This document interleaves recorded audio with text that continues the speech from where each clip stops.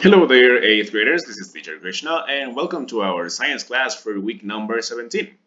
One more time, thank you for coming and, of course, for completing all of the assignments that you will have today. Before we start, just like every week, log into Agilex, enter to the Google Classroom, download your Word document for the summary, and save it in your science folder as it is specified right below. As we move, remember that it's extremely important for you to keep track of the most essential things by taking notes on your Word document about the video that you have right now. It is always necessary to start with our end in mind, and today we're going to study topic 4.03, page number 3. The end in mind for this topic is the following. Identifies methods for determining distances to stars by identifying and characterize different types of stars, by predicting how a star's initial mass determines its evolution. Right, so let's move up. So we're going to start talking about a black body. So what is it and how is it related to what we have studied about stars? Well, stars are ideal bodies that can absorb and emit energy. And that is why they are considered black bodies, because they are ideal to transmit and absorb energy. We have something that is called black body curve. So it happens when the information of the energy of a star is presented in a graph. And here is something interesting. So a hotter temperature is associated with shorter wavelengths, and colder temperature is associated with longer wavelengths. So if we receive information from a very hot star, then we are going to receive very short wavelengths. But if we receive information from a very cold star, then we are going to receive longer wavelengths. And here is something extremely interesting. The hottest stars are blue, and the coldest stars are red.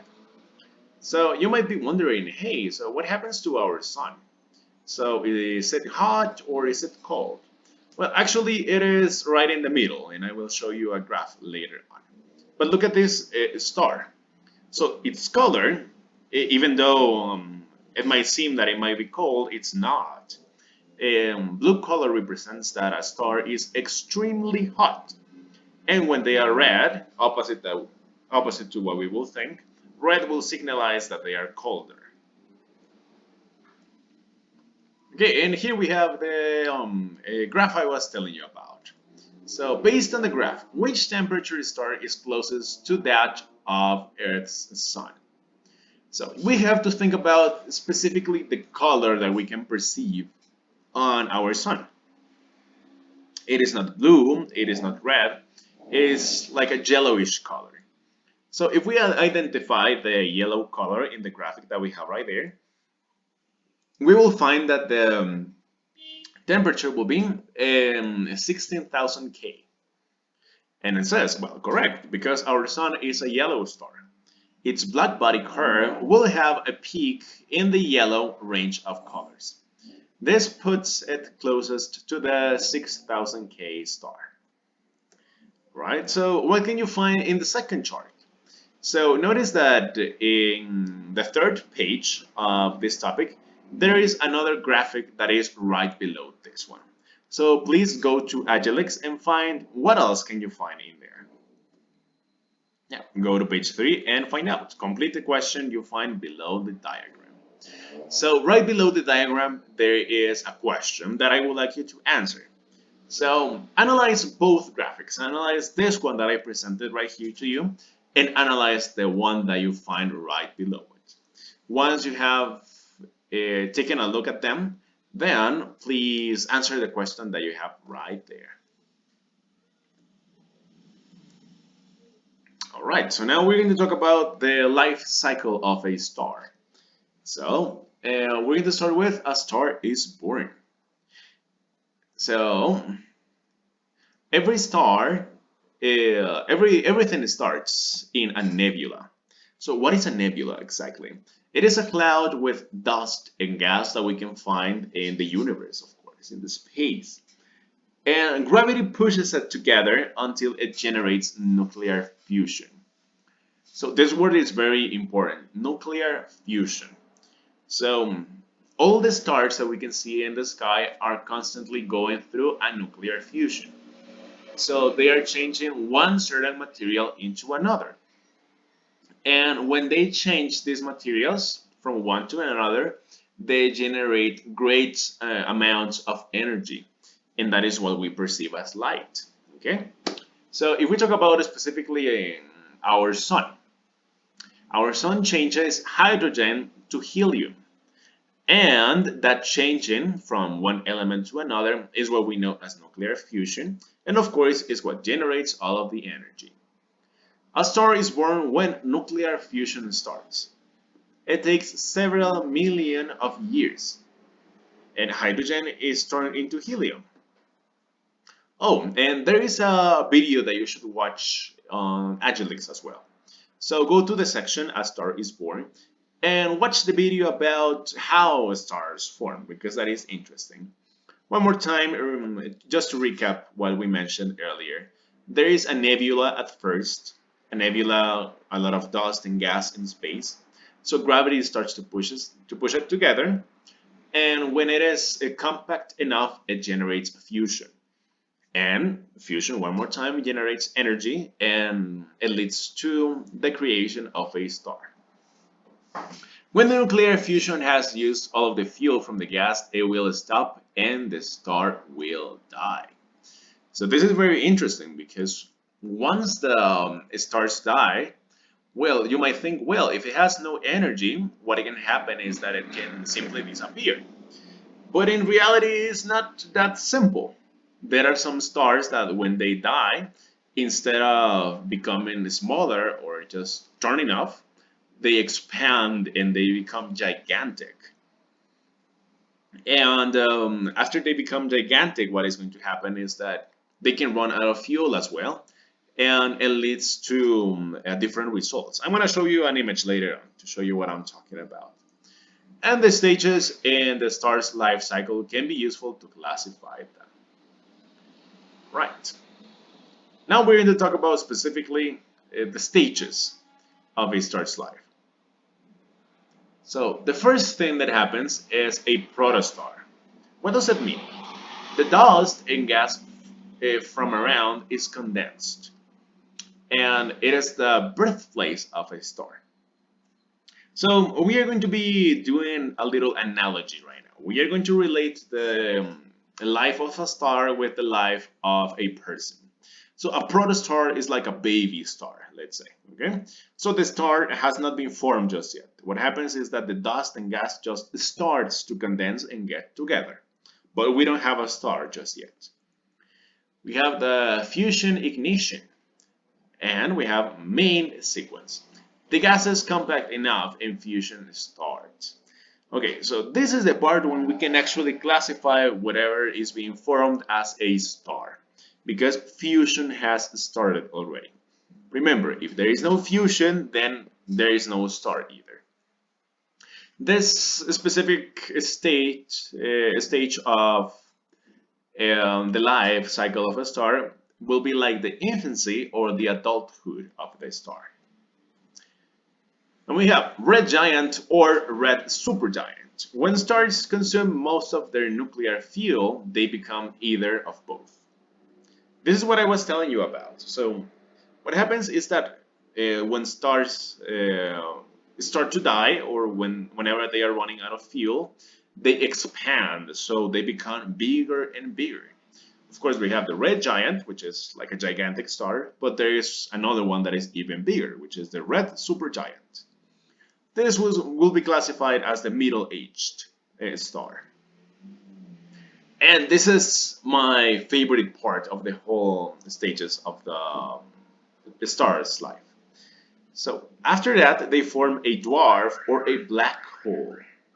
So red giants collapse into dwarf stars, and red supergiant collapse into black holes. And this will be the death of the star. And here is an image that represents everything that I was telling you about. But depending on the amount of initial mass that the star has, then it is going to become different at the end of their life. So let's just analyze the first part. We have a stellar nebula. So it can lead to an average star, and then when it dies, then it becomes a red giant. Then it becomes a planetary nebula, and since it did not have enough mass, then it became just a white dwarf. A white dwarf is a star that has almost no light on it. But on the other hand, what happens if the initial mass of the star is bigger? So the stellar nebula will turn into a massive star. Massive star will turn into a red supergiant.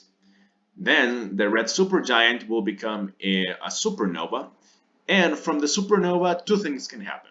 It can either become a neutron star or a black hole. So this is very interesting because then all the material that you have in the supernova is going to start compacting and getting more and more compact.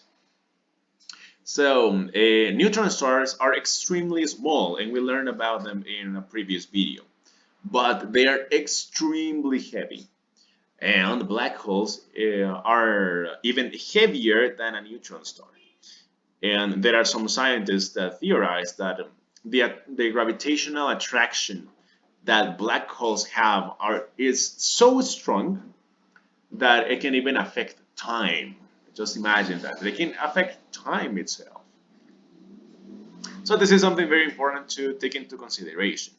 So right now, if we talk about the sun, where is our sun located right now in this image? Well, it will be located specifically in the average star.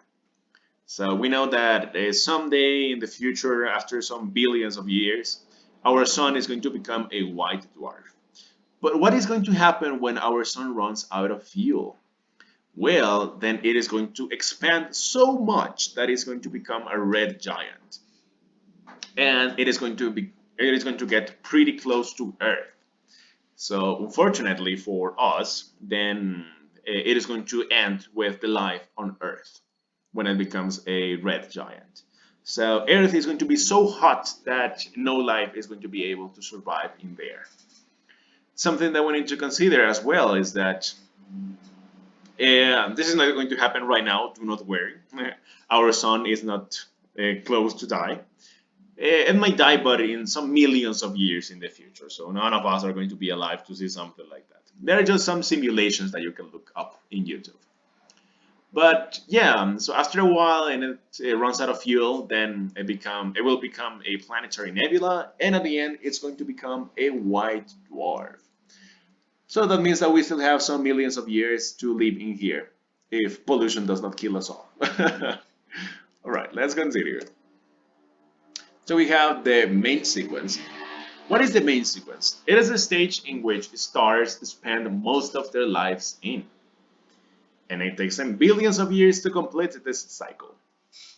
Their range goes from very hot stars are classified as O-class stars to cool. Colder stars are classified as M-class stars.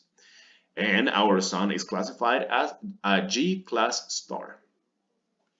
Right here we have like a diagram that helps us to identify all of the important information.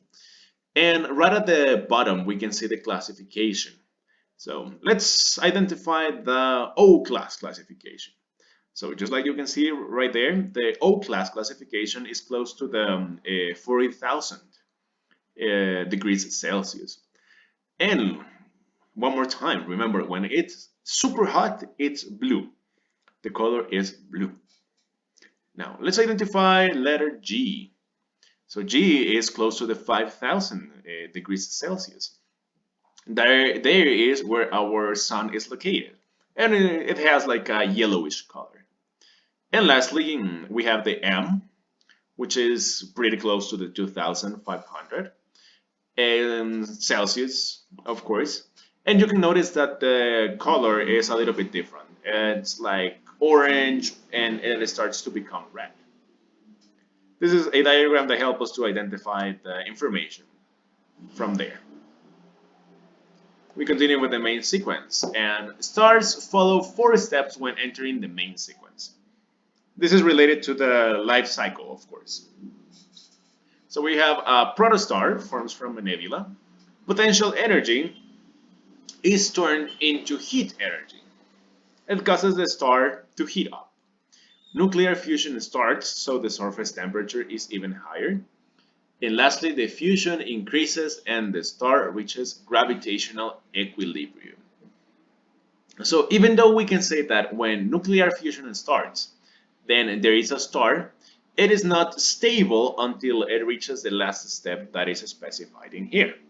Until the fusion increases and the star actually generates a gravitational equilibrium among itself. Alright guys, so now we're going to jump to our evaluation. So notice that today we have different activities. So I'm going to tell you the activities that you need to have complete for today. So today you need to complete the following. Finish your summary for the topic and focus on the part where it says end of a star. Of course, you have to read everything to recap everything that we have talked about, but focus specifically on that section. Complete your PowerPoint presentation and upload it to the Google Classroom. Last week, you started working on your PowerPoint presentation, but you have to finish it today. And of course, lastly for today, you need to complete the quiz for topic 4.03.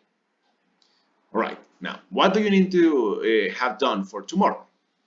Number 4, upload a compilation with all of your summaries you did during the unit. They must be in order. Remember that you only need to have one Word document. So in that one Word document, you copy all of your summaries in order and you upload it to Google Classroom as well. So that is it for today's class, guys. I will be seeing you around next week. Goodbye.